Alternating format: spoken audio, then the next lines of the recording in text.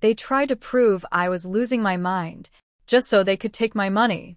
My own son sat across from me in court, calling me mentally unfit.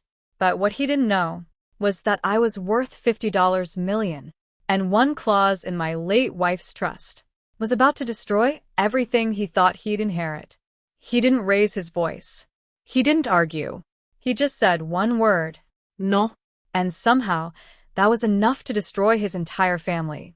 Arthur Bennett sat at the edge of his kitchen table, the early morning light stretching across the worn oak surface like it had every day for the past 30 years. The house was quiet. Too quiet. The kind of quiet that used to feel peaceful, but lately felt like something waiting to break.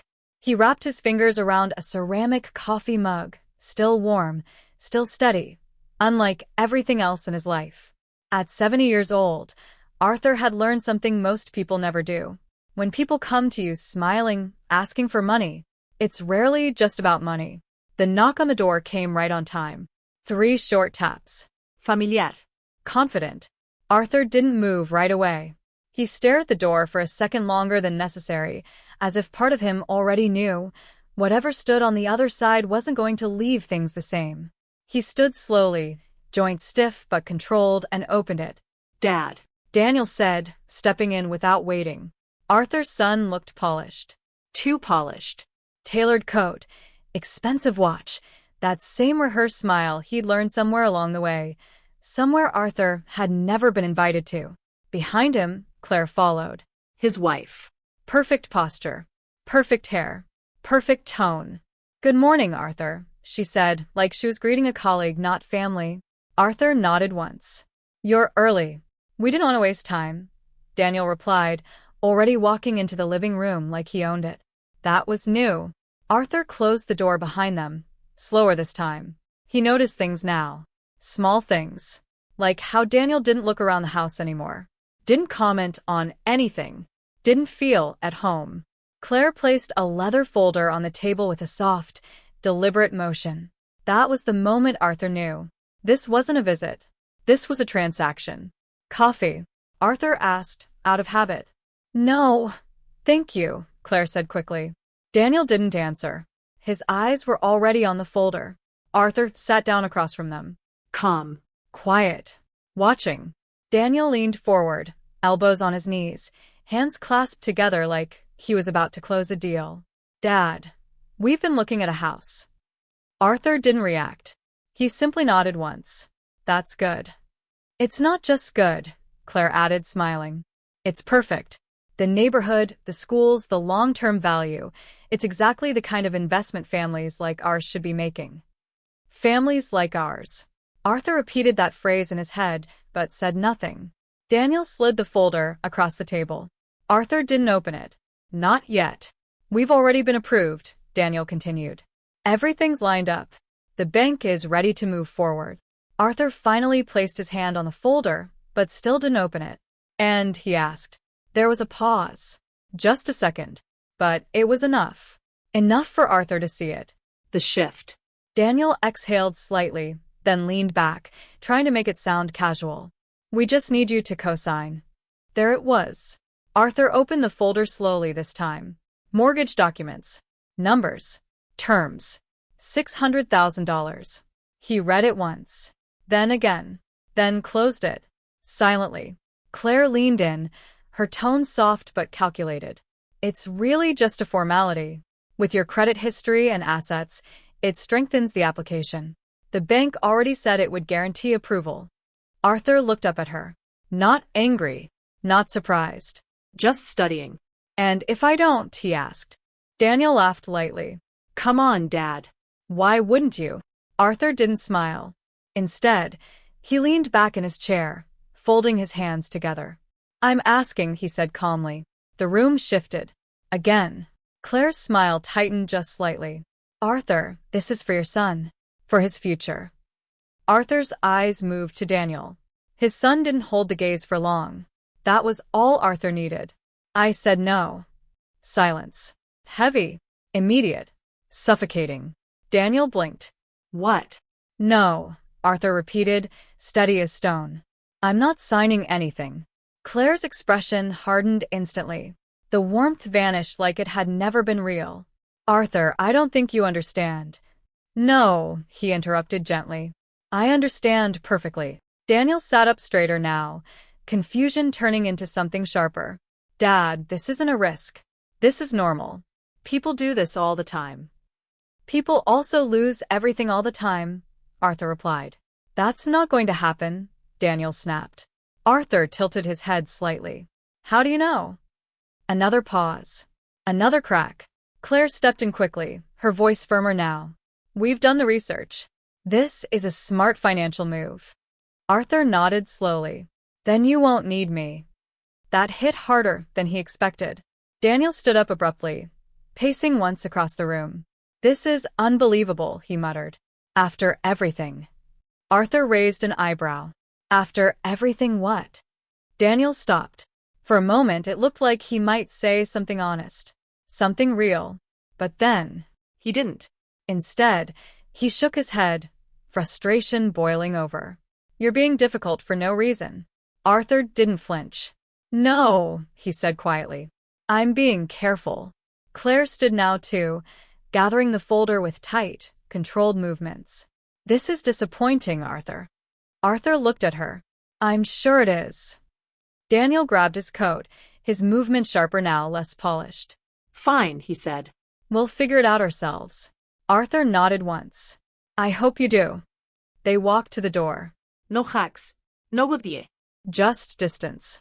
Before stepping out, Daniel turned back one last time. There was something in his eyes now Arthur hadn't seen before. Not disappointment. Not frustration. Something colder. You're making a mistake, Daniel said.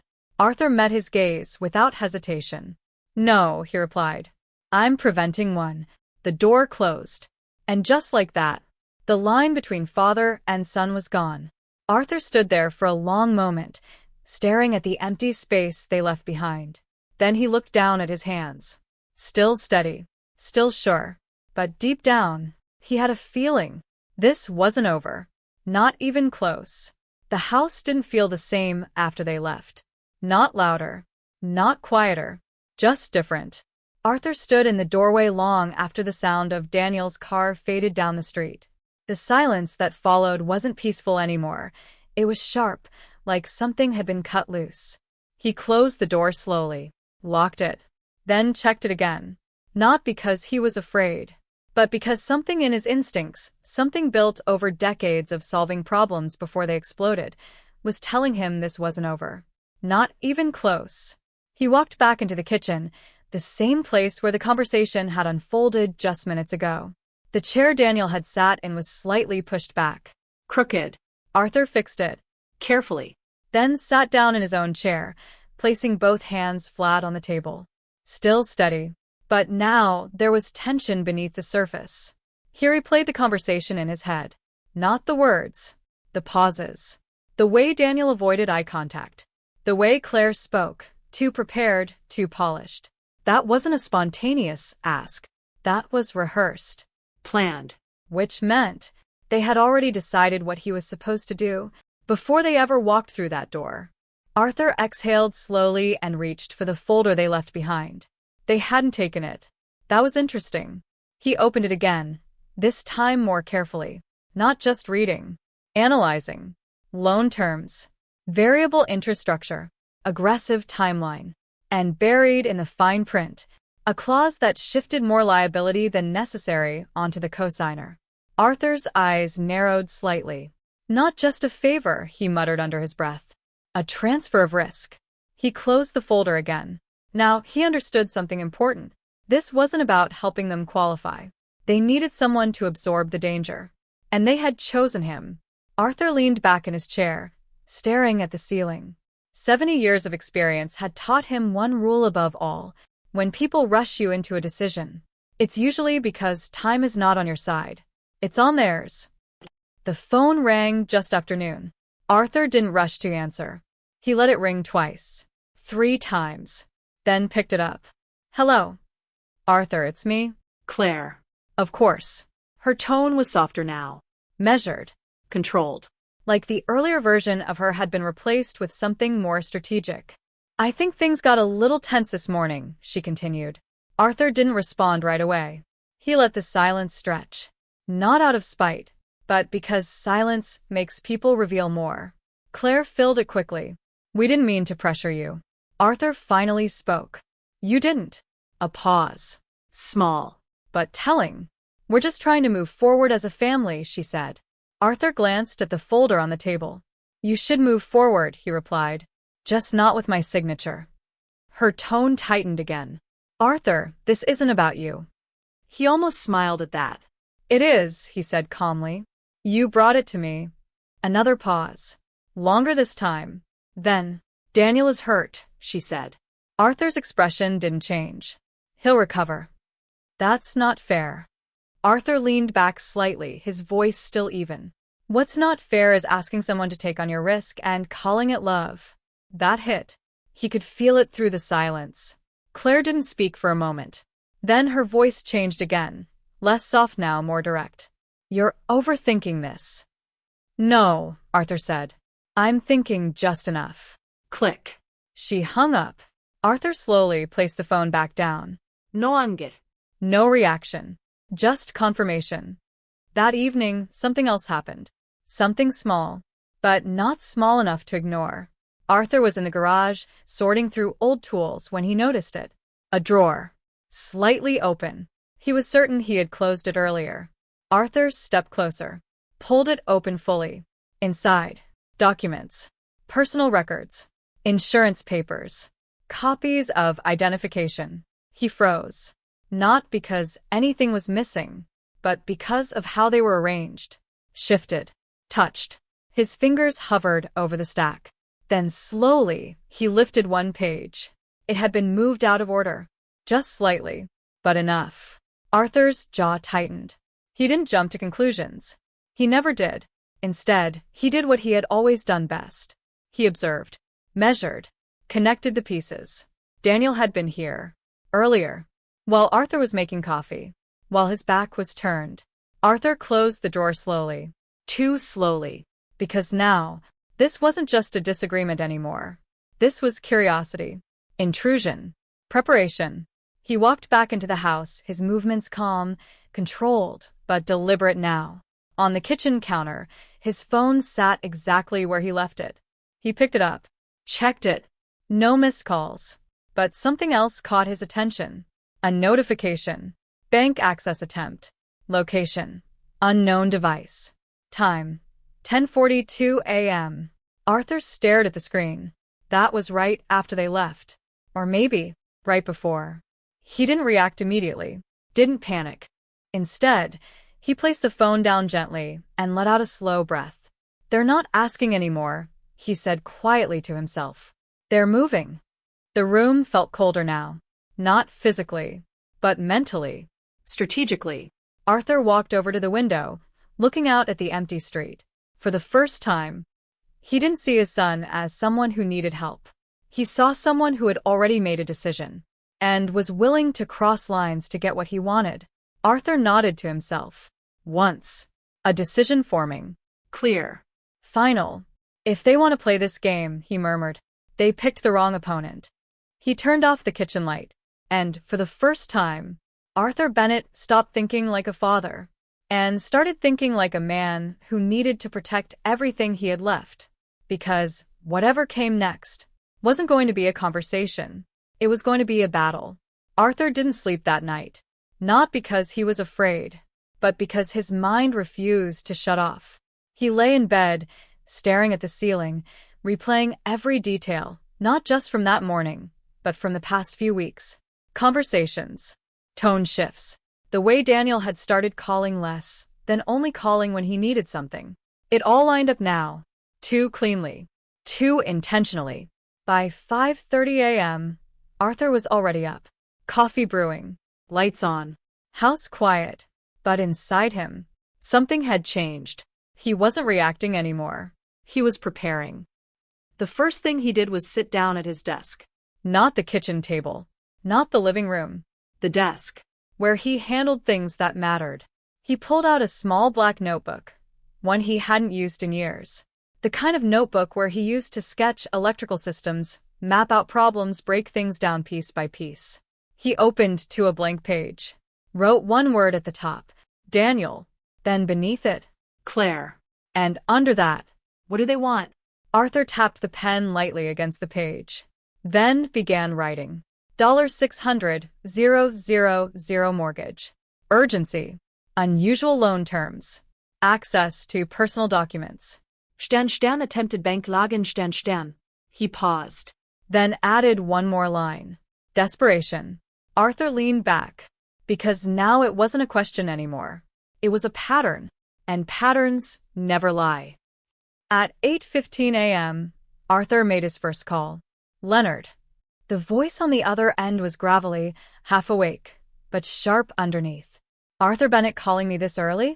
Either you won the lottery or someone made a mistake. Arthur didn't waste time. I need you to pull something for me. A pause. Leonard sat up on the other end. Arthur could hear it in his breathing. What kind of something? A mortgage file, Arthur said. And I want you to look at it like someone's trying to hide something. Another pause. Longer this time. Send it over, Leonard replied. By 9 a.m., Arthur had scanned every page and sent it. Then he waited. Not impatiently, not nervously, just still, because waiting is part of strategy. At 11:47 a.m., the phone rang. Arthur picked up immediately. Well, Leonard said, no greeting, no small talk. That's not normal. Arthur didn't ask what he meant. He already knew. Tell me. Leonard exhaled. This loan isn't structured for stability. It's structured for speed. Arthur's eyes narrowed slightly. Explain. High risk, short-term flexibility, aggressive lender, Leonard continued. This is the kind of deal people take when they don't have better options. Arthur leaned forward. So they're not as qualified as they claimed. No, Leonard said bluntly. They're worse. Arthur let that sit. Then asked the question that mattered most. And the co-signer? Another pause. This one heavier. You, Leonard said, would be carrying most of the exposure. Arthur closed his eyes briefly. Not surprised. Just confirmed. They knew that, he said quietly. They absolutely knew that. Arthur stood up and walked to the window again. Same street. Same stillness. But everything felt different now. They're not just asking for help, Arthur said slowly. They're positioning me. Leonard didn't respond right away. Then, Arthur, what aren't you telling me? Arthur's grip tightened slightly on the phone. They accessed my documents. Silence. And there was an attempted login to my bank account. Now Leonard was fully awake. You're serious? Arthur didn't answer. He didn't need to. Leonard cursed under his breath. Okay, he said quickly. Listen to me carefully. This isn't just financial anymore. This is. I know what it is, Arthur interrupted. And he did, because now the pieces had locked into place. This wasn't a request. It was a setup. Arthur ended the call shortly after, then sat back down at his desk. He looked at the notebook again, at the names, at the pattern, and then he turned the page. New heading. What are they planning next? Because people like Daniel don't stop when you say no. They escalate. Arthur tapped the pen again, thinking, calculating, then wrote, if they can't get permission, they will try to take control. Asterisk, asterisk. The words sat heavy on the page, because Arthur had seen this before. Not in family, but in life, in business, in people who smiled while reaching for things that weren't theirs. And there was only one move people like that made when they ran out of options. They changed the rules. The doorbell rang at 2:03 p.m. Arthur didn't jump, didn't rush. He simply stood and walked to the door, opened it. A man in a suit stood there, holding a folder. Official, neutral, detached. Mr. Arthur Bennett? Arthur nodded once. You've been served. Arthur took the envelope. Didn't ask questions. Didn't react. The man turned and left immediately. Arthur closed the door, locked it, then walked back to the table. He placed the envelope down, stared at it for a long moment, then opened it. Carefully. Inside. Legal documents. Formal. Cold. Precise. He read the first line, then the second. then stopped. Not because he didn't understand, but because he understood too well. He exhaled slowly, then said it out loud. They didn't waste time. The words echoed slightly in the empty house. Arthur picked up the document again. Read it fully this time. Every word, every accusation, every claim. Then he placed it down perfectly aligned with the edge of the table. His hands were still steady, but now there was something else in his eyes. Not anger, not sadness. Clarity. Because the line had been crossed. Completely. And there was no going back. Arthur Bennett wasn't just being asked for money anymore. He was being challenged, legally, Personally. and strategically. He looked at the names printed on the document. Daniel Bennett, Claire Bennett, his own blood. And beneath that, the claim that would change everything. Arthur let out a quiet breath, then reached for his phone again. Dialed. Waited. Leonard, he said when the call connected. They made their move. A pause. What did they do? Arthur's voice didn't shake, didn't rise, Didn't break. They're trying to take control of me. Silence. Then Leonard spoke, slower this time. Arthur, what exactly did they file? Arthur looked down at the paper one last time, then said the words that would turn this into something far bigger than money. They're claiming I'm not mentally fit to manage my own life. And just like that, it wasn't a family dispute anymore. It was war. Arthur didn't react right away. He just sat there, staring at the document like it was something mechanical, something that could be taken apart, understood, solved. That was always his instinct. Not emotion. Structure. But this wasn't a faulty system. This was his own son, trying to legally erase him. The words on the page didn't change the second time he read them. Or the third. Petition for legal guardianship. Cognitive decline. Diminished capacity. Arthur let out a slow breath through his nose. They didn't just escalate, he murmured. They rewrote the entire game. He leaned back in his chair, the paper still in his hands. 70 years. 70 years of building a life. Working. Saving. Thinking ahead. And now, two people were trying to reduce all of that to incompetence. To weakness. To a man who couldn't think for himself. Arthur's grip tightened slightly on the paper. Not enough to crumple it. Just enough to feel it. The phone buzzed in his hand. Leonard. Arthur answered immediately. I read it, he said. On the other end, Leonard didn't speak right away. That told Arthur everything. You've seen cases like this before, Arthur said. A quiet exhale. Yeah, Leonard admitted. But not like this. Arthur stood up and walked slowly toward the window. They're claiming I'm mentally unfit, he said. I know. They're asking the court to give them control of my finances. I know. Arthur's voice lowered. They're asking to own me. Silence. Heavy. Then Leonard spoke, slower now, more deliberate. Arthur, this isn't just about money anymore. Arthur looked out at the street. Still empty. Still calm. That's exactly what it's about, he said. They just changed the method. Leonard cleared his throat. Listen carefully. This kind of petition doesn't get filed unless they think they have something. Arthur's eyes narrowed. Or unless they're desperate enough to try anything. That too, Leonard admitted. But courts don't just hand out guardianship. They'll need evidence. Medical evaluations. Witnesses. Arthur turned back toward the table. They don't have that. You don't know that, Leonard said. That landed. Because it was true. Arthur didn't know. And that uncertainty, that was the real danger. Arthur sat down again. Slower this time. More deliberate. What's the timeline? He asked. They're requesting an expedited hearing, Leonard replied. Which means they want this done fast before you can fully respond. Arthur almost smiled at that. They're in a hurry. Yeah, Leonard said. And people in a hurry usually have something to hide. Arthur glanced at the notebook on his desk. At the words he had written earlier. Desperation. Now it was underlined in his mind. All right, Arthur said calmly. Then we don't wait. Leonard paused. What are you thinking? Arthur's voice didn't change. We prepare faster than they expect. There was a shift in Leonard's tone now. Less cautious. More aligned. Okay, he said. Then here's what we do. Arthur listened. carefully. Because this part mattered. First, Leonard continued, we challenge the claim immediately. File a response. Demand full evidence disclosure. Arthur nodded slightly. Second, we get ahead of the mental fitness angle. Independent evaluation. Top-tier specialist. Not someone they can question. Arthur's fingers tapped once on the table. Measured. Controlled. Third. Leonard hesitated. Arthur noticed.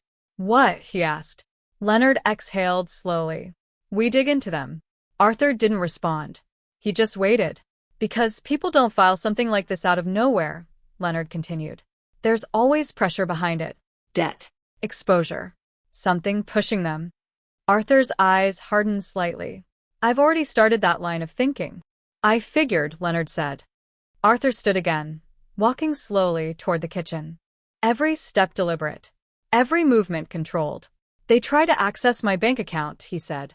Leonard went quiet. They went through my documents. Still silence. And now this. Arthur stopped walking. They're not guessing, he said. They're building something. Leonard's voice dropped. Then we need to figure out what they think they're going to find. Arthur nodded once. Exactly. A long pause stretched between them. Then Leonard spoke again. Arthur, I'm going to be blunt. Good. If this goes wrong, if a judge even questions your capacity, they can freeze your accounts temporarily. Arthur's expression didn't change. You mean take control before proving anything? Yes. Arthur let that sink in, because that was the real play. Not winning. Controlling. Limiting him. Boxing him in. Arthur walked back to the table and picked up the document again. This time he didn't read it. He studied it. The structure. The language. The intent behind it. They're not trying to prove I'm weak, he said slowly. They're trying to create doubt. Leonard didn't respond. Because that was exactly right. Arthur placed the paper down, perfectly aligned again, then reached for his notebook. Turned to the next page. Wrote. Their strategy. Create doubt, gain control, access assets. Then beneath it, my strategy. Remove doubt, expose motive, end it. He stared at the words for a moment, then closed the notebook. Leonard, he said. I'm here. I want everything ready before that hearing. You'll have it. And Leonard. Yeah. Arthur's voice dropped slightly. Not emotional. Not angry. Just final. They think I'm confused. A pause. Then Leonard asked quietly, and are you? Arthur looked around his house. At the walls he built. The life he lived. The clarity he still had. Then answered. No. That night, Arthur didn't sit in the dark. He didn't replay memories. He didn't question himself. Instead, he prepared. Files organized. Accounts secured. Calls made. Every detail tightened. Because this wasn't about defending himself anymore. It was about proving something. Not just to the court, but to them. As he turned off the lights and headed toward his room, Arthur paused in the hallway. Just for a moment. And for the first time since this began, he said their names out loud. Daniel. Claire. Not with anger. Not with sadness. But with something far more dangerous. Understanding. You should have just asked, he said quietly. Then after a beat, you shouldn't have tried to take it. The house went dark. And somewhere beyond those walls, a courtroom date was approaching. One that would decide more than just control. It would decide who really understood the game they were playing. Arthur arrived early. Not because he was nervous, but because he understood something most people didn't. Control doesn't start in the courtroom. It starts before anyone else walks in. The courthouse was quiet when he stepped through the front doors. Cold marble floors. Echoing footsteps. The kind of place where everything felt permanent and nothing felt personal. Arthur preferred it that way. He checked in, nodded politely to the clerk, and took a seat near the far wall. Not in the center. Not where attention naturally fell. Somewhere he could observe. Because that's what he needed now. Information. At exactly 9:12 a.m., the doors opened again. Daniel walked in first. Suit pressed. Hair perfect. Expression controlled. If you didn't know better, you'd think he belonged here. Claire followed closely behind, carrying a leather bag, her posture straight, her face composed, but her eyes were moving, Scanning. calculating. They hadn't seen Arthur yet. Good. Arthur watched them quietly. The way Daniel adjusted his cuffs. The way Claire leaned in, whispering something quick and sharp. No hesitation. No uncertainty. That told him something important. They believed they could win. Arthur. Leonard's voice came from his left. Arthur turned slightly. Leonard looked exactly the same as always. Tired eyes, sharp mind, suit that had seen too many battles to care about appearances anymore. You're early, Leonard said. So are they, Arthur replied, nodding subtly toward Daniel and Claire. Leonard glanced over. His expression didn't change, but his tone did. They looked confident. Arthur nodded once. They shouldn't be. Leonard handed him a folder. Everything we discussed is in here, he said. Independent evaluation scheduled. Financial records secured. And, he paused. Arthur looked at him. And what? Leonard lowered his voice. I started digging into their finances. Arthur didn't react outwardly, but internally, that mattered. And, he asked. Leonard exhaled slowly. It's messy. Arthur almost expected that. Debt.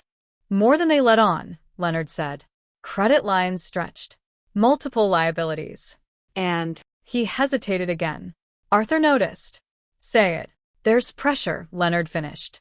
The kind that makes people do stupid things. Arthur's gaze shifted back to Daniel. Now it made sense. Not just desperation. Urgency. Good, Arthur said quietly. Leonard blinked. Good. Arthur nodded. Because desperate people make mistakes. The courtroom doors opened. A clerk stepped out. Bennett case, she called. Arthur stood. So did Daniel. For the first time, their eyes met. There was no warmth. no recognition. Just distance. Daniel's expression tightened slightly. Not fear, but something close to irritation. Like Arthur wasn't behaving the way he expected. Claire gave a small, polite nod. Arthur didn't return it. Then they walked in. The courtroom was smaller than most people imagine. Not dramatic. Not theatrical. Just controlled. Structured. Final. Arthur took his seat beside Leonard. Across from them, Daniel and Claire sat with their attorney. A younger man. Sharp suit. Confident posture. Too confident. Arthur noticed that immediately. The judge entered. Everyone stood. Then sat. And just like that, it began. The petitioner's attorney stood first. Your Honor, we are here today due to serious concerns regarding Mr. Arthur Bennett's cognitive capacity and his ability to manage his financial affairs. Arthur didn't move, didn't react, didn't even blink. Because this wasn't new. It was expected.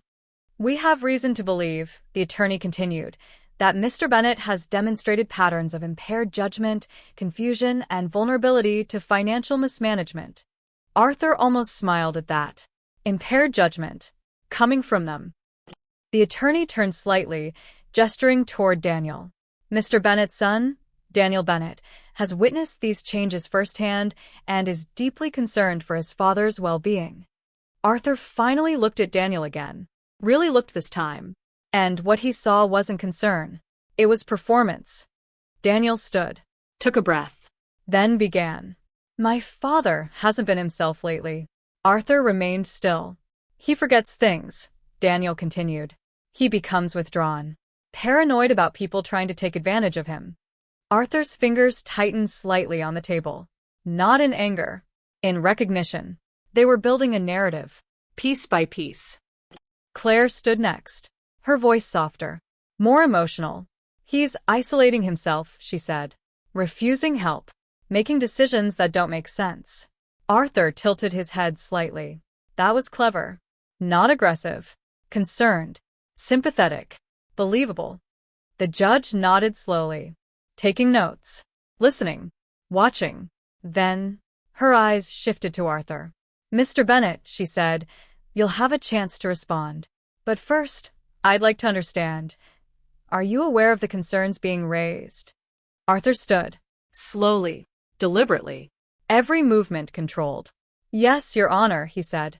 His voice was calm. Clear. Steady. No hesitation. No confusión. Just clarity. And how would you respond to those concerns? The judge asked. Arthur paused. Not because he didn't have an answer, but because he chose his words carefully. Then, he spoke. I would say they are not concerns. A slight shift in the room. They are accusations, he continued. And they are incorrect. The opposing attorney stood quickly. Your Honor, with respect, denial is often. Arthur didn't raise his voice, but he did interrupt. May I finish? The room went still. The judge nodded. You may. Arthur turned slightly. Not fully toward Daniel. Not fully toward the judge. Just enough. My son is not concerned about my well-being, he said calmly. He is concerned about my assets. Silence. Heavy. Immediate. The attorney objected. Speculation. Arthur didn't look at him. He looked at the judge. I can support that statement, he said. That changed everything. The judge leaned forward slightly. How so, Mr. Bennett? Arthur's eyes didn't waver.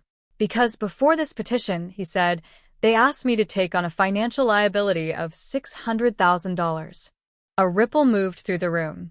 Small, but noticeable. I declined, Arthur continued. And shortly after, they attempted to access my personal financial accounts. Now, the room shifted. For real. Daniel's posture stiffened. Claire's composure cracked, just slightly. But Arthur saw it. And that was enough.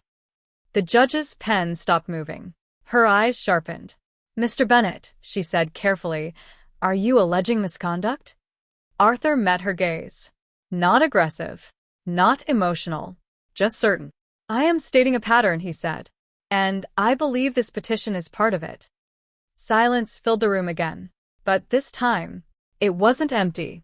It was heavy. Because now, this wasn't just a concerned son trying to help his father. This was something else. Something deeper. And for the first time, Daniel looked uncertain. Just for a second. But Arthur saw it. And that was all he needed. Because the balance had shifted. And this was only the beginning. The room didn't move. But everything inside it shifted. Arthur could feel it. Not in the air. Not in the people. In the weight. The balance that had quietly tilted in his favor the moment he said one thing. I can support that statement. That wasn't emotion. That was leverage. The judge leaned back slightly, her expression no longer neutral. Now she was evaluating. Carefully. Mr. Bennett, she said, this is a serious claim. If you're suggesting attempted financial misconduct, the court will require evidence. Arthur nodded once. I understand. And he did. Because this was the moment most people failed. They made accusations. But they didn't bring proof. Arthur wasn't most people. Leonard stood beside him. Calm. Prepared. Your Honor, Leonard said, we anticipated the need for clarity in this matter. He opened the folder in front of him and placed several documents on the table. Exhibit A unauthorized access attempt logs tied to Mr. Bennett's financial accounts. The opposing attorney shifted in his seat. That confidence from earlier. It was starting to crack. Leonard continued. Exhibit B, evidence of document handling without consent, including sensitive personal records. Arthur didn't look at Daniel. He didn't need to. He could feel it. The tension. The discomfort. The realization. And Exhibit C, Leonard added, placing the final set down with deliberate precision, documentation of a high-risk mortgage request in which Mr. Bennett was asked to assume disproportionate liability. Now, the room wasn't just quiet. It was focused. Because this wasn't theory anymore. It was structure. Evidence. The judge reviewed the documents briefly, then looked up. Her eyes moved to Daniel. Mr. Bennett, she said, are you aware of these claims? Daniel stood slowly. For the first time, he hesitated. Just slightly, but enough. That's not what this is, he said. Arthur finally looked at him, and what he saw wasn't control anymore. It was strain. We never accessed anything without permission, Daniel continued, his voice tightening. We were trying to help. He's confused. He forgets things. Arthur didn't interrupt. He let him speak. Because the more Daniel talked, the more the story unraveled. Claire stood next, stepping in quickly. This is being twisted, she said. Arthur is isolating himself. He's misinterpreting normal family involvement as something else. Arthur almost admired that. Almost. Because it was clean. Strategic. And completely false. The judge raised a hand. Enough. Silence snapped back into place. She turned to Arthur again. Mr. Bennet, I'm going to ask you directly. Do you feel you are capable of managing your own financial and personal affairs? Arthur didn't rush. Didn't over-explain. He answered simply. Yes. No hesitation. No qualifiers. Just certainty. The judge studied him. Longer this time. Not just listening. Observing. Because this wasn't just about documents anymore. It was about presence. Clarity. Control. And Arthur had all three. Have you undergone any recent medical evaluations? She asked. Leonard stepped in smoothly. Yes, Your Honor. Independent cognitive assessment scheduled and documentation will be submitted. The judge nodded. Good. That helped. But it wasn't enough. Not yet. She turned back to Daniel. Mr. Bennet, guardianship is not granted based on disagreement. It requires clear, compelling evidence of incapacity. Daniel swallowed. Arthur saw it. A small movement, but loud. We believe that evidence exists, Daniel said, but now. There was doubt underneath. And what evidence is that? The judge asked. Daniel hesitated, looked briefly at his attorney. Then, his behavior, he said. Weak. Vague. Unstructured. Arthur knew immediately. That wasn't going to hold. The judge leaned forward slightly. That is not sufficient. The words landed like a quiet hammer. Claire stepped in again, faster this time. He's become paranoid, she said. He thinks we're trying to take his money. That's not rational. Arthur spoke. Not loudly, but clearly. I don't think, he said. The room stilled again. I observe. All eyes turned to him.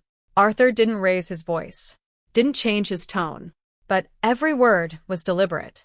You asked me to sign a high-risk financial agreement, he said, looking directly at Daniel now. I declined. A beat. Shortly after, there was an attempt to access my accounts. Another beat. And now, I'm being declared unfit. Silence. Thick. Heavy. Unavoidable. Arthur's gaze didn't waver. That is not confusion, he said. That is a pattern. The judge didn't speak immediately. She let it sit. Let it settle. Because sometimes, the truth doesn't need to be argued. It just needs to be heard. Finally, she spoke. This court does not take guardianship petitions lightly. Her eyes moved between them. Nor does it ignore potential abuse of the process.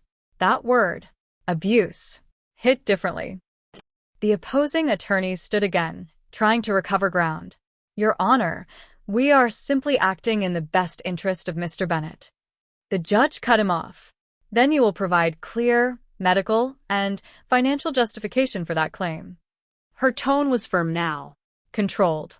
Final. She turned back to Arthur. In the meantime, no temporary guardianship will be granted. A shift. Immediate. Powerful. Because that was the first real decision. And it went to Arthur. Daniel's shoulders dropped. Just slightly. But enough. Claire looked at him. And for the first time, there was tension between them.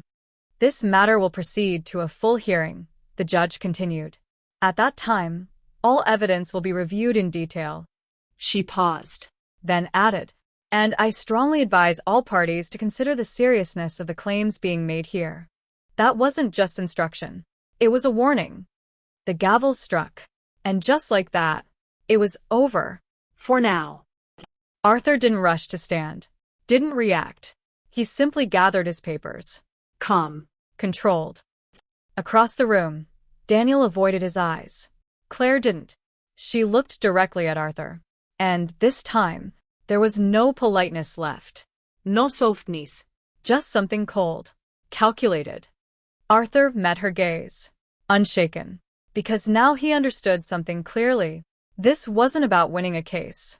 Not yet. This was about exposure. And they had just taken their first hit.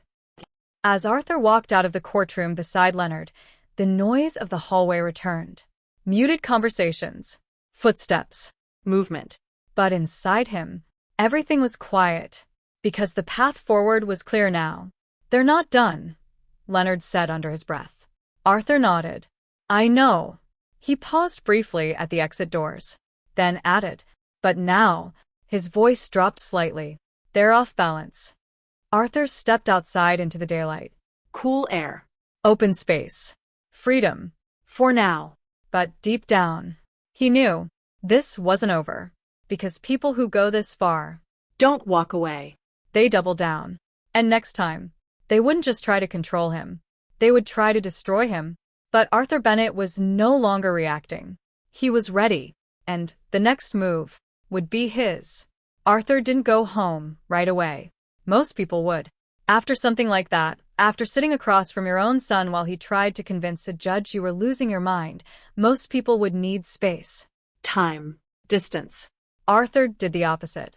He got into his car, closed the door, and just sat there, hands on the wheel, engine off, eyes forward, not thinking about what just happened, thinking about what came next. "They're off balance."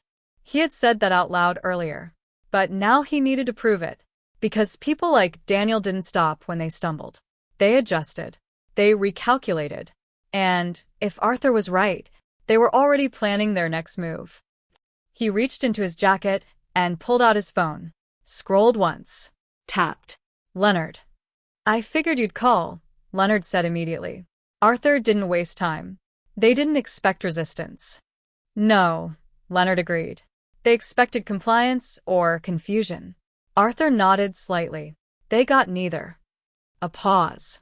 Then Leonard added, "But don't mistake that for defeat. That kind of move, filing for guardianship, that's not a first step.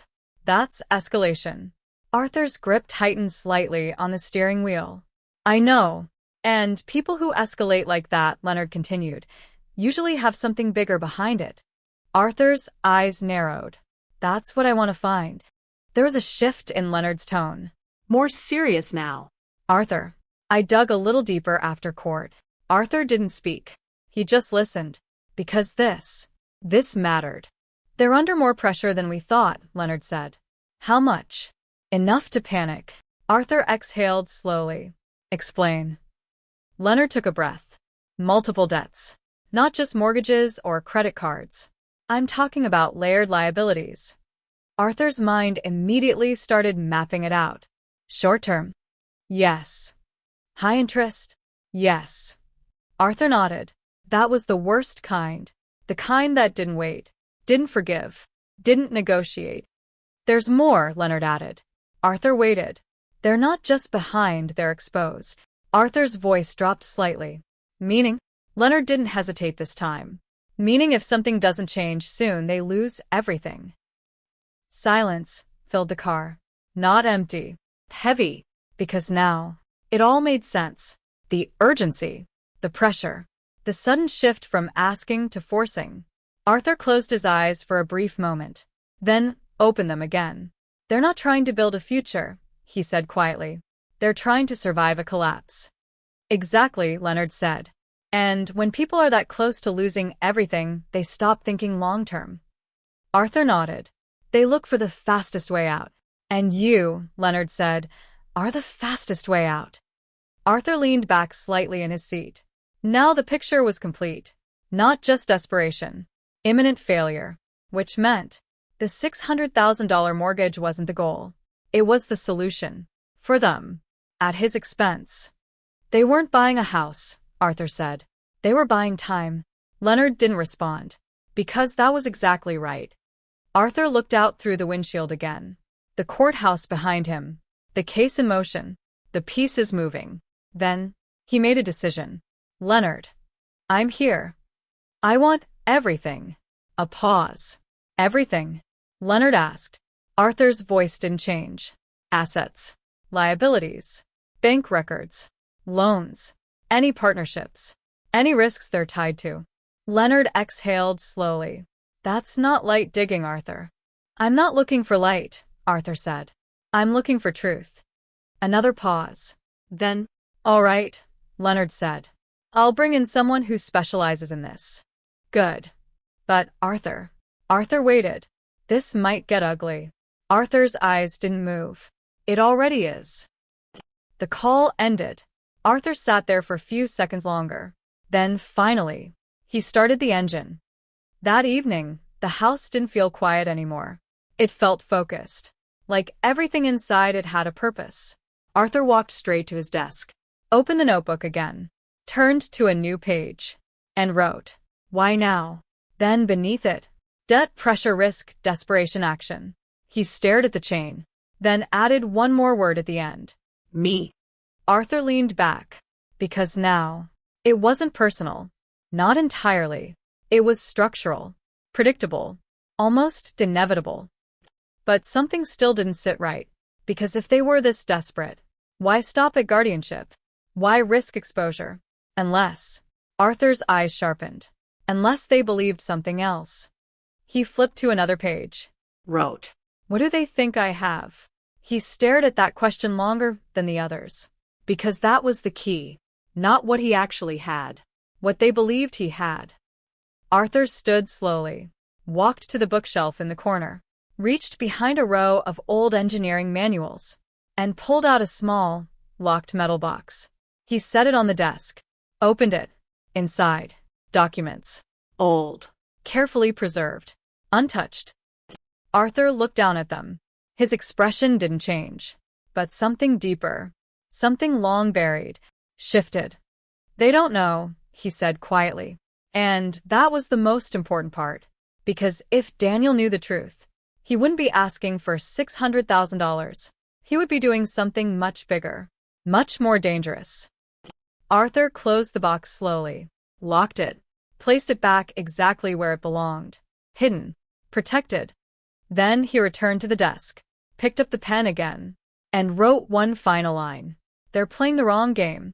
Arthur set the pen down, because now, he understood something clearly. This wasn't just about stopping them. It was about deciding how far this would go. Because if they kept pushing, if they crossed one more line, they wouldn't just lose the case. They would lose everything. Arthur turned off the light. The room went dark. But his mind didn't. Because somewhere out there, Daniel was still trying to win. Still trying to take control. Still believing this was just about money. And that was his biggest mistake. Because Arthur Bennett wasn't protecting alone. He was protecting something far bigger. Something they hadn't even begun to understand. And when the truth finally came out, it wouldn't just end the case. It would end their future. Completely. Arthur didn't rush the next move. That was the difference between him and them. They reacted. They pushed. They forced things forward. Arthur waited. And while they were scrambling to stay afloat, he was building something far more dangerous. Understanding. 3 days passed. No calls. No messages. No sudden legal surprises. On the surface, it looked like things had calmed down. But Arthur knew better.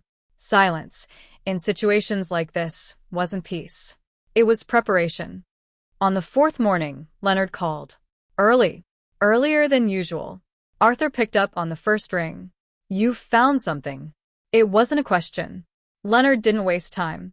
"I found everything." Arthur leaned back slightly in his chair. "Start talking." There was a brief pause. Not hesitation. Wait.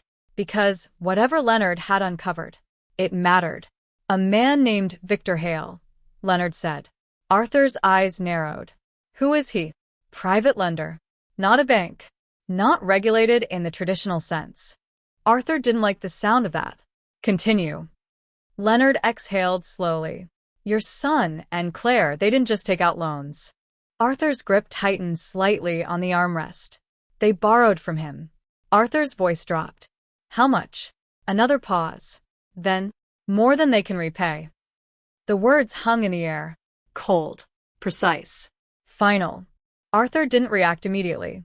Because now, this wasn't just financial pressure. This was something else. "What kind of lender is he?" Arthur asked. Leonard didn't sugarcoat it. "The kind that doesn't wait for court orders."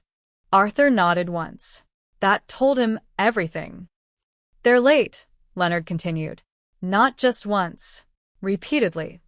Arthur closed his eyes briefly. Not in frustration. In calculation. How long? Months. And the house. Already leveraged, Leonard said. Multiple times. Arthur's jaw tightened. That explained everything. The urgency. The risk. The desperation. They're not trying to get ahead, Arthur said quietly. They're trying to stay alive. Yes, Leonard replied. And they're running out of time. Arthur stood up slowly and walked toward the window again. Same street. Same stillness. But now, the stakes were clearer. This wasn't just about losing money.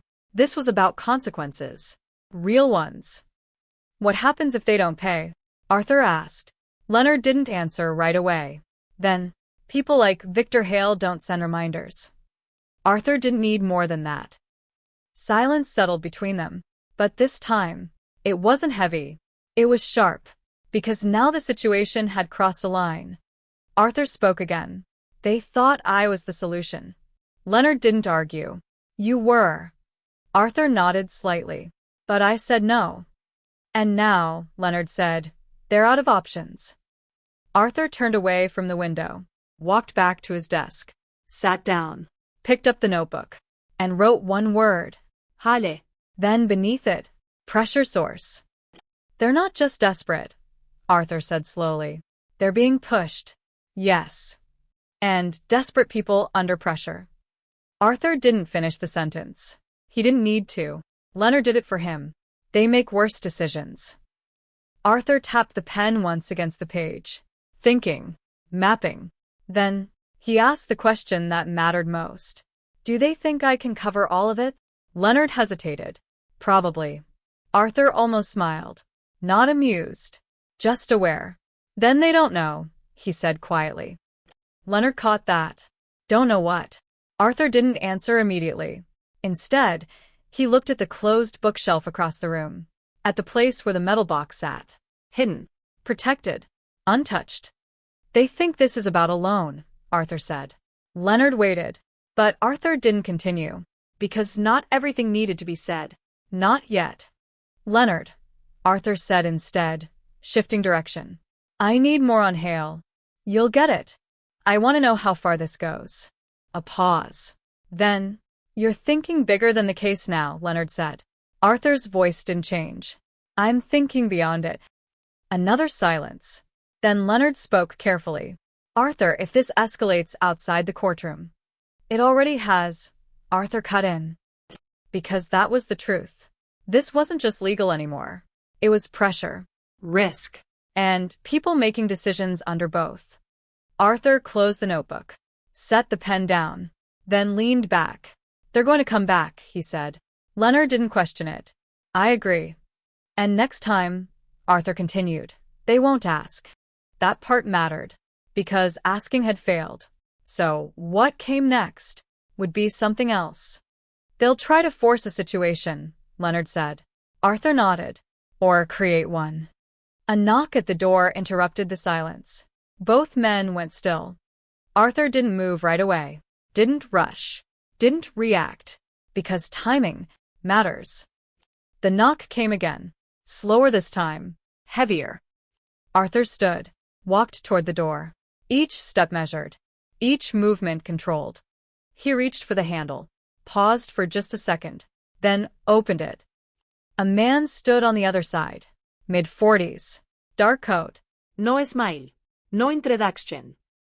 Mr. Bennett, the man asked. Arthur didn't answer immediately. He just looked at him. Studied him. Measured him. Yes, Arthur said finally.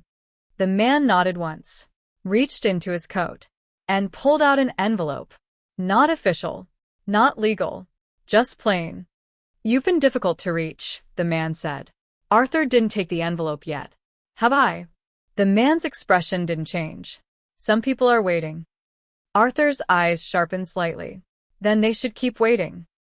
A pause. Then the man stepped forward half an inch. Not aggressive, but intentional. They don't like waiting. Silence. Arthur finally took the envelope. Didn't open it. Didn't look at it. Just held it. Message delivered, the man said. Then turned. And walked away. Arthur closed the door slowly, locked it, then stood there for a moment, the envelope still in his hand. On the phone, Leonard spoke. "Arthur, who is that?" Arthur looked down at the envelope, then answered quietly, "Not the court." He walked back to the table, placed it down, stared at it. Because now, everything had changed. Again. This wasn't just about Daniel anymore, or Claire, or even the case. This was about pressure from somewhere else. Something bigger. Something outside the rules. Arthur sat down slowly, his expression calm, but his mind sharp, focused, locked in. "They just made a mistake," he said quietly. Leonard frowned on the other end. "What do you mean?" Arthur's eyes didn't leave the envelope. "They stepped into my world." And that was the moment the game changed completely. Arthur didn't open the envelope right away. He didn't rush. Didn't tear it open like most people would when something unknown and potentially threatening landed in their hands. Instead, he sat there, Still, studying it. because urgency is a tool, and whoever sent this wanted him to feel it. The paper was plain. No return address. No marquines. No indication of origin, which, to Arthur, said everything. On the phone, Leonard's voice cut in. "Arthur, don't touch anything else. That's not normal. That's not legal procedure." Arthur didn't respond immediately. His fingers traced the edge of the envelope slowly. "They've moved outside the system," he said. "That's exactly what I'm worried about," Leonard replied. You don't know who that guy is. "You don't know what they want." Arthur's eyes didn't leave the envelope. "I know enough." A pause. Then Leonard asked carefully, "What do you think it is?" Arthur exhaled slowly. "Pressure." He slid a finger under the flap. Opened it. Carefully. Not ripping. Not rushing. Just enough. Inside, a single sheet of paper. No letteridad. No signature. Just printed text. Arthur pulled it out, flattened it on the table, and read. "They owe $480,000. You can solve this. Call the number." That was it. No threats. No explanations. Just numbers. And expectation. Arthur leaned back, slightly. His face didn't change. But inside, everything locked into place. "Arthur," Leonard said. "What does it say?" Arthur picked up the paper again. "Read it one more time." Then answered. "They're in deeper than we thought." "How deep?" 480,000. Silence. Then, Jesus, Leonar Mutered. Arthur placed the paper back down, perfectly aligned with the edge of the table. "They're not asking anymore," he said. "They're sending collectors." Leonard's tone sharpened. "That's not collectors. That's coercion." Arthur nodded once. "Yes." "And now you're involved," Leonard added. "That changes everything." Arthur looked at the number again. 480,000. Not random. Not approximate. Exact. Which meant Tracked. measured, enforced. "They gave me a solution," Arthur said. Leonard frowned. "A solution?" Arthur's voice stayed calm. "You can solve this." He tapped the paper lightly. "That's what it says." "That's not a solution, Arthur," Leonard snapped. "That's a demand." Arthur didn't argue, because it was both. "They think I'll step in," Arthur said. "They think you'll fold," Leonard corrected. Arthur almost smiled. "They think I'm them." Silence. Because that distinction mattered. Arthur stood slowly, walked toward the window again. The street outside still looked normal. People walking. Cars passing. Nothing out of place. But now, he knew better. "They're being squeezed," Arthur said. "Yes." "And now they're passing that pressure to me." "Yes." Arthur nodded. That was predictable. Leonard exhaled. "Arthur, this is where it stops being about strategy." Arthur didn't turn. "No," he said quietly. "This is where it becomes one." A pause. Then Leonard spoke again. "What are you going to do?" Arthur didn't answer immediately. Because this wasn't a quick decision. This was a line. And, once crossed, there was no going back. Arthur turned from the window, walked back to the table, picked up the paper again, looked at the number. Then, he did something unexpected. He folded it Neatly. Once. then placed it back in the envelope. "I'm not calling," he said. Leonard let out a breath. "Good." Arthur shook his head slightly. "Not yet." That changed everything. "Arthur," Leonard said carefully, "you do not engage with people like that unless—" "I'm not engaging," Arthur interrupted. I'm observant. He sat back down, opened his notebook again, turned to a fresh page, and wrote 480,000. Then beneath it, "Why involve me directly?" "They skipped steps," Arthur said. Leonard frowned. "What do you mean?" "They didn't just pressure Daniel," Arthur explained. "They came to me." A pause. "Then, that means Daniel gave them a reason to," Leonard said. Arthur nodded. "Yes." He added another line in the notebook. "What did Daniel tell them?" Because that was the real question. Not the debt, not the threat, the belief. "They think I can pay it," Arthur said. "Yes," Leonard replied. Arthur shook his head slightly. No. "They know I can." Silence. Leonard spoke slowly now. "Arthur, how would they know that?" Arthur didn't answer immediately. His eyes drifted, just briefly, toward the bookshelf again. The hidden box, the documents, the truth no one else knew. "They don't," he said finally, "but they think they do." That was worse, because assumptions lead to risk. Arthur leaned forward slightly, his voice lower now, more focused, which means Daniel said something. Leonard's tone sharpened. "What kind of something?" Arthur's eyes hardened. "The kind that makes someone send a man to your door." Silence filled the room again, but this time, it wasn't just tension. It was realization. "They think you're holding something big," Leonard said. Arthur didn't deny it. "And if they believe that," Leonard continued, "they're not going to stop with a letter." Arthur nodded. "I know." A long pause. Then Leonard asked the question that mattered most. "So, what's your move?" Arthur looked down at the envelope one last time, then at his notebook, at the words, at the pattern, at the escalation. Then he spoke. Calm. Certain. Final. "I let them keep pushing." Leonard didn't respond right away, because that answer was dangerous. "Arthur, that's not. They're exposing themselves," Arthur continued. "Every step." He tapped the notebook lightly. Debt. Fraud. Pressure. Now intimidation. A beat. Then, "I want the full picture." Leonard exhaled slowly. "And if that picture gets worse?" Arthur's expression didn't change.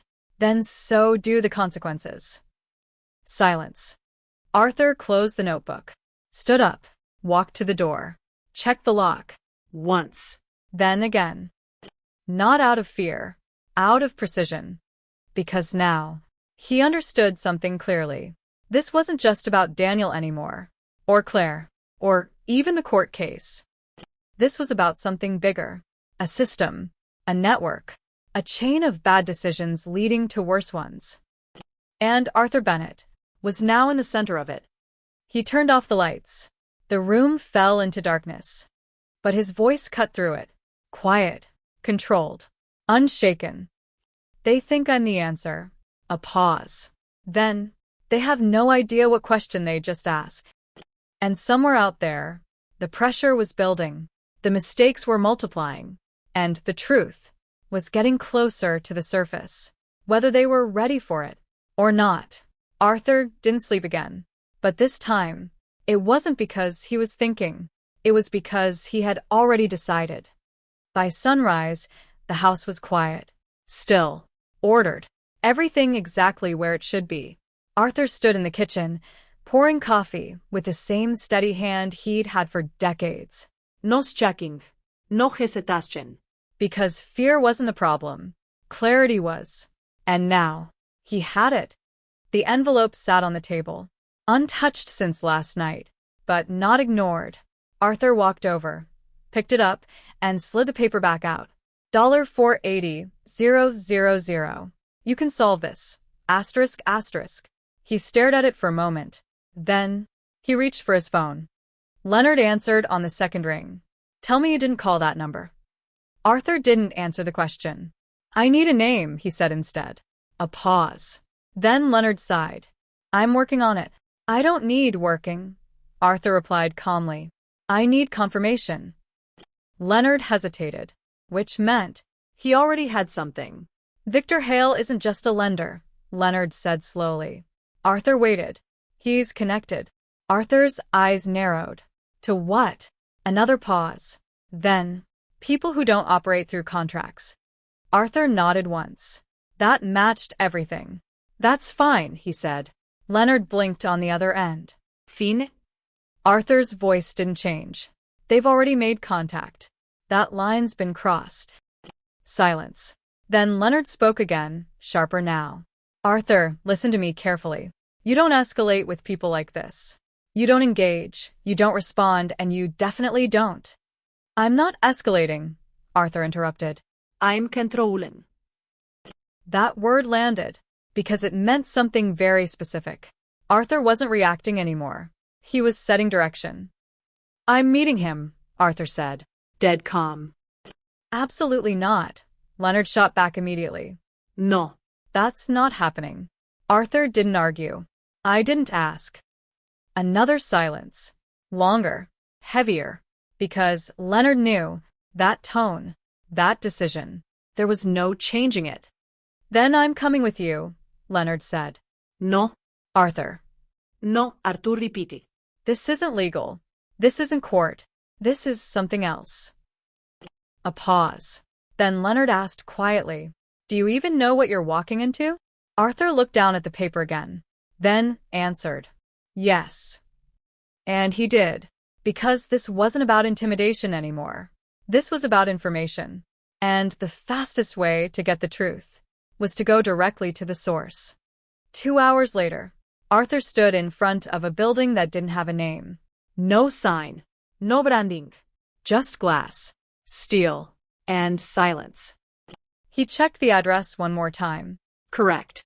Of course it was. Arthur adjusted his jacket slightly, then walked in.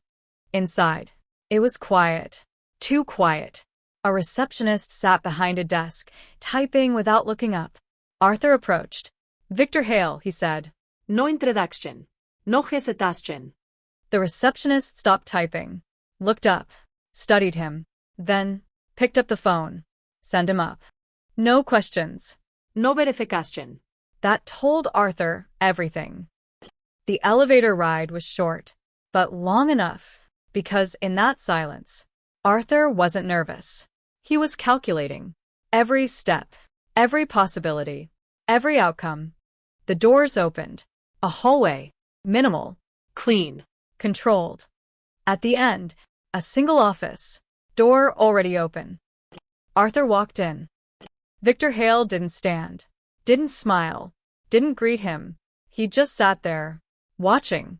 Mid-50s. Sharp eyes. Stillness that wasn't relaxed. It was deliberate. You took your time, Hale said. Arthur didn't respond to that. Instead, he stepped forward, placed the envelope on the desk. You sent this, Arthur said. Hale glanced at it, then back at Arthur. Yes. A pause. Arthur didn't sit, didn't ask permission, didn't play along. My son owes you money, he said. Hale leaned back slightly. Your son made an agreement. Arthur nodded once. And now he can't fulfill it. Hale didn't deny it, didn't confirm it. He just watched. Arthur stepped closer. Not aggressive, but intentional. So you came to me. A faint shift in Hale's expression. Not surprise. Recognition. You're the logical solution, Hale said. Arthur almost smiled. Not amused. Just aware. No, he said. I'm the assumption. Silence. Hale studied him more carefully now, because that answer wasn't expected. They told you something, Arthur continued. Something that made you believe I'd solve this. Hale didn't answer, which meant Arthur was right. Arthur's voice lowered slightly. What did they say? A long pause. Then, Hale leaned forward, just slightly. They said you had resources. Arthur nodded. Of course they did. They said you were holding back, Hale added. That you just needed motivation.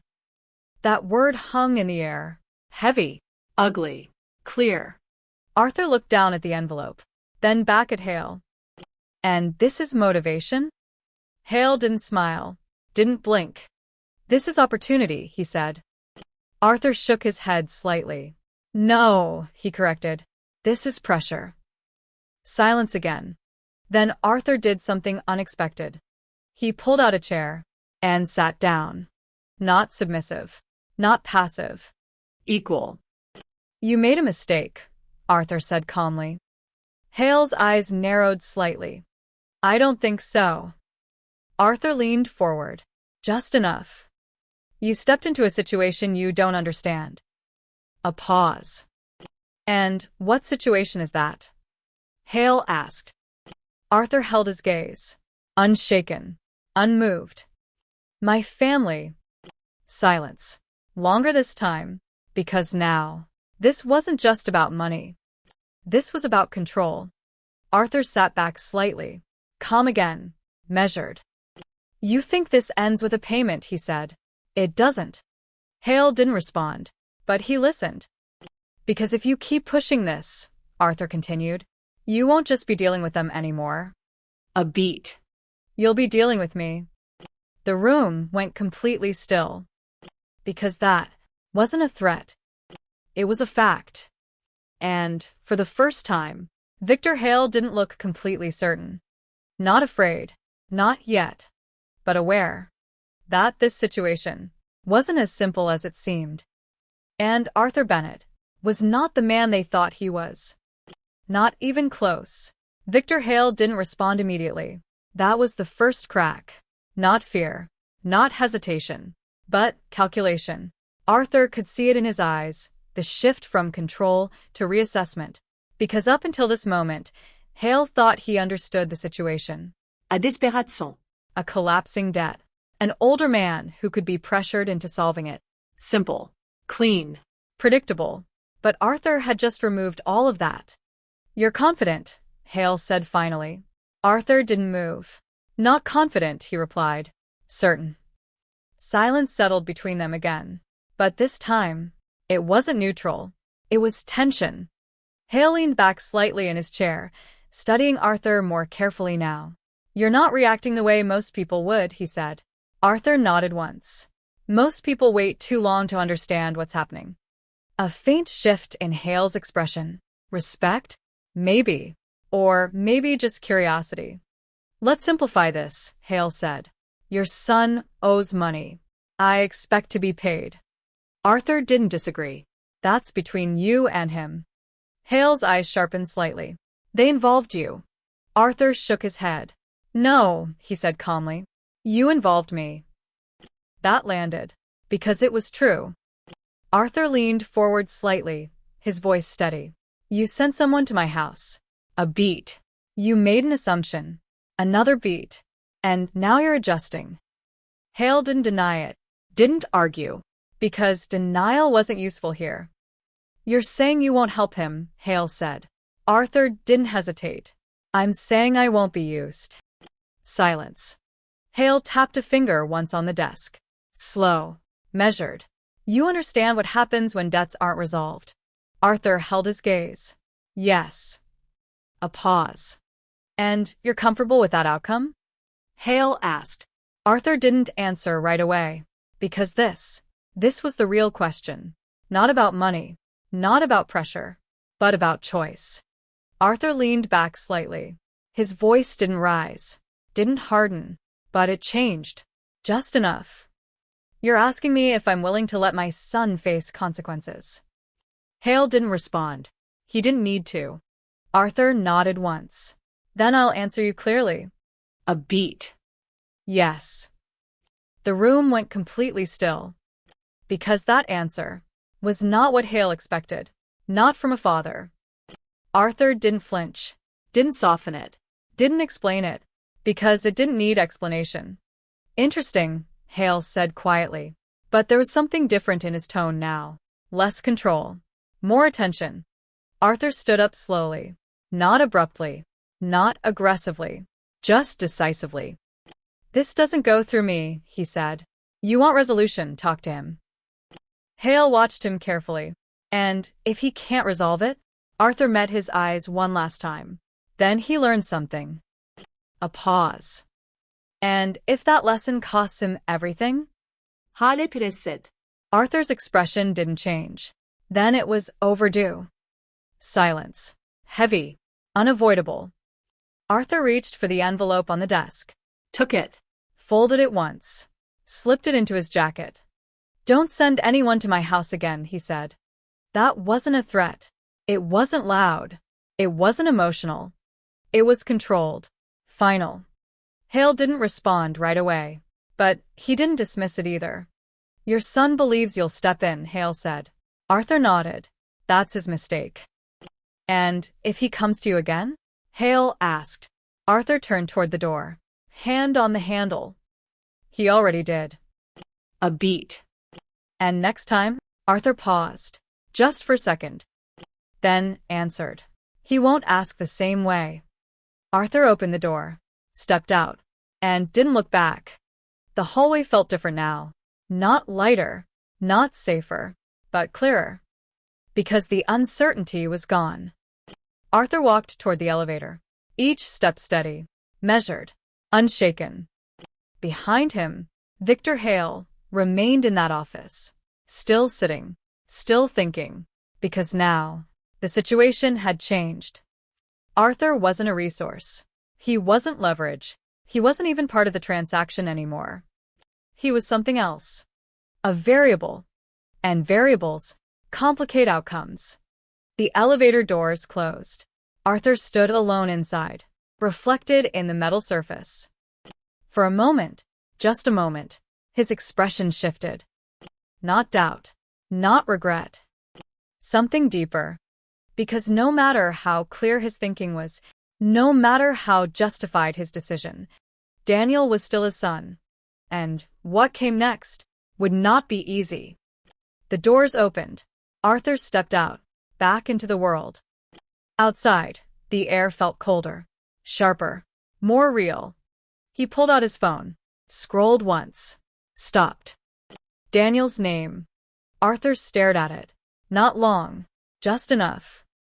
Then locked the screen, put the phone away. Not yet. Because this wasn't the moment to fix anything. This was the moment to let everything fall. And only then would the truth become unavoidable. Arthur walked to his car, opened the door, Sat down. hands on the wheel again, just like before. But this time, there was no uncertainty left. "They've chosen their path," he said quietly. A pause. Now they live with it. The engine started. And somewhere else in the city, Daniel Bennett was still trying to hold everything together. Still believing there was a way out. Still believing someone would save him. He just didn't realize yet. The one person he was counting on had already walked away. And the fall had only just begun. The call came 3 days later. Arthur was in the backyard, sleeves rolled up, fixing a loose section of the fence. The wood was old but solid, just needed reinforcement. Something he understood. Things break. You don't panic. You reinforce the structure. His phone buzzed in his pocket. He didn't check it right away. He finished tightening the bolt, wiped his hands, then pulled the phone out. Daniel. Arthur stared at the name for a moment, then answered. Dad. The voice on the other end wasn't the same. Not confident, not polished, not controlled. It was thin, like something had been stripped away. I'm here, Arthur said. There was a pause. Then, I messed up. Arthur closed his eyes briefly. Not in frustration, not in relief, just acknowledgement. Yes, he said. Daniel exhaled shakily. They took everything, he continued. The accounts, the car, the apartment, it's all gone. Arthur didn't interrupt. I thought I could fix it, Daniel said. I thought I could make it work before anyone found out. A bitter laugh slipped through. I thought I was smarter than everyone. Arthur leaned back against the fence, the wood steady behind him. I know, he said quietly. Another pause. Longer this time. I went to them, Daniel continued. I told them about you. Arthur's grip tightened slightly on the phone. Not surprised. Just confirmed. I said you had money, Daniel admitted. That you were just being difficult, that if they pushed you'd pay. Silence. I thought, Daniel's voice cracked. I thought that's what fathers do. Arthur looked out across the yard. At the fence. At the work he had just finished. At something real. No, he said calmly. That's what enablers do. The words hit hard. He could hear it in the silence that followed. I didn't understand, Daniel said quietly. I know. Another pause. Then, I do now. Arthur didn't respond, because understanding comes too late sometimes. They're not waiting anymore, Daniel said. I don't know what to do. Arthur let that sit, because this was the moment everything led to. Not the court, not the debt, not the confrontation. This. What do you want from me? Arthur asked. A long silence. Then, I need help. Arthur nodded slightly. Expected. What kind of help? He asked. Another pause. Longer. Heavier. More honest. Not money, Daniel said. I know you won't. Arthur's expression didn't change. I need to know what to do, Daniel continued. How to fix this, or at least how to face it. That was different. Not a demand. Not a manipulation. Not a shortcut. A question. Arthur exhaled slowly, then said, You tell the truth. Daniel didn't respond right away. To who? He asked. Arthur's voice was steady. To everyone. Silence. The lenders, Arthur continued. The investigators. The court. Anyone involved. That won't fix it, Daniel said. No, Arthur agreed. It won't. A beat. But it will stop it from getting worse. Another silence. But this time, it wasn't resistance. It was acceptance. And Claire? Daniel asked quietly. Arthur's gaze lowered slightly. She made her choices, he said. Just like you did. A pause. I don't know if she'll stay, Daniel admitted. Arthur nodded once. That's not your biggest problem. Daniel let out a breath. Slow. Heavy. I was wrong, he said. Arthur didn't respond immediately, because that sentence meant something, but only if it led somewhere. Then prove it, Arthur said. How? Arthur looked out at the fence again. Solid now. Stable. By accepting what comes next, he said. Silence. No shortcuts, Arthur added. No deals. No lies. Daniel's voice was quieter now. I'm scared. Arthur didn't soften, but he didn't ignore it either. You should be, he said. Another pause. But fear doesn't fix anything, Arthur continued. Action does. A long silence followed. Then, will you be there? Daniel asked. That question was different. Not for money. Not for rescue. For presence. Arthur closed his eyes briefly. Because this was the line. I won't fix it for you, he said. I know. But I won't ignore you either. A breath on the other end. Shaky. Relieved. That's enough, Daniel said. Arthur nodded. Start with the truth, he said. And don't stop. The call ended. Arthur stood there for a long moment, phone still in his hand, the yard quiet, the fence steady. Then, he went back to work. Weeks passed. The case moved forward, but not the way anyone expected. Daniel cooperated. Fully. He turned over records, emails, transactions, everything. Claire didn't. She fought, denied, distanced herself. But it didn't matter, because the truth was already out. Victor Hale disappeared from the picture, quietly, efficiently, like he was never there. The court ruled. The guardianship case Dismissed. Completely. The judge didn't just reject it. She questioned it. Publicly. And that Was the end of it.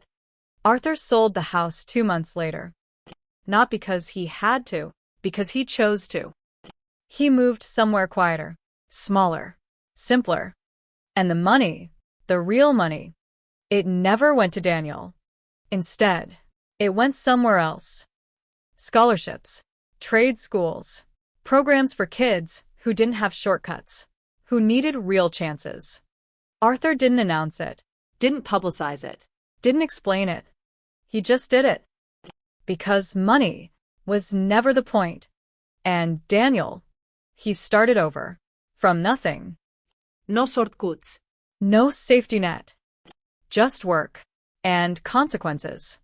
And slowly, piece by piece, he began to understand something his father had known his entire life. You don't build a future by taking. You build it by earning it. Arthur sat on the porch of his new home one evening, watching the sun dip below the horizon. Quiet. Still. Not empty. Complete. They tried to take everything, he said softly. A pause. But in the end, a small breath. They showed me exactly what mattered. The light faded. And for the first time in a long time, Arthur Bennett wasn't preparing for what came next. Because this time, he already knew.